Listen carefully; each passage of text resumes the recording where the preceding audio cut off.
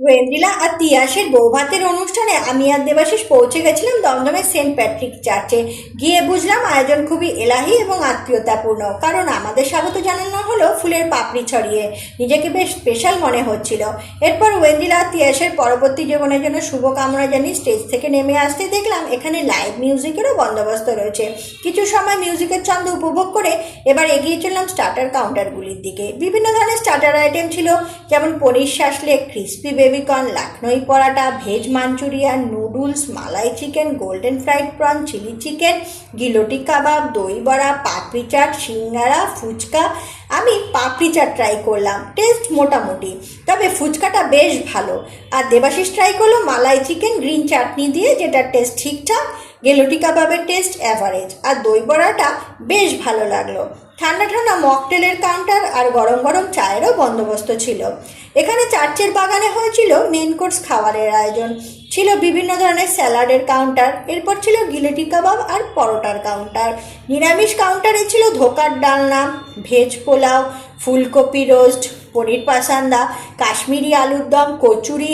Non veg কাউন্টারেও ছিল mutton কষা, জিরা রাইস, আলুর দম, পিস কচুরি, চিকেন দো পেঁয়াজা, ফ্রায়েড রাইস, ভেটকি পাতুরি।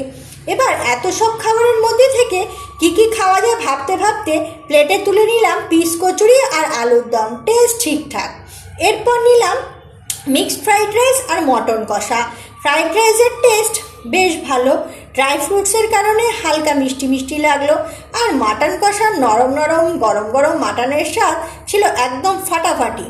এবার নেওয়া হলো রাইস ও ভেটকি পাতুরি। দেবাশিস চেখে বলল ভেটকির মাছটা ফ্রেশ আর পাতুরির স্বাদটাও বেশ ভালো।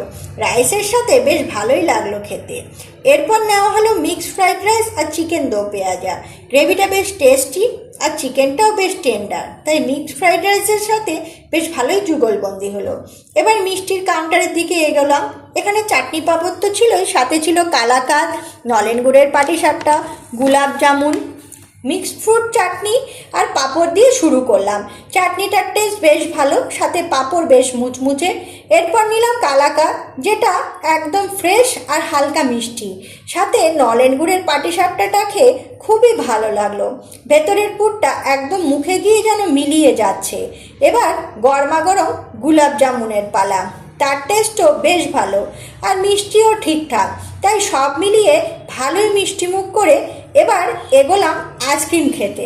একটা কুলফি আইসক্রিম দিয়ে এবার খাওয়ার পর্ব শেষ করলাম আর পান মুখে দিয়ে এবার ধীরে ধীরে বাড়ির পথ ধরলাম। সকলকে ধন্যবাদ।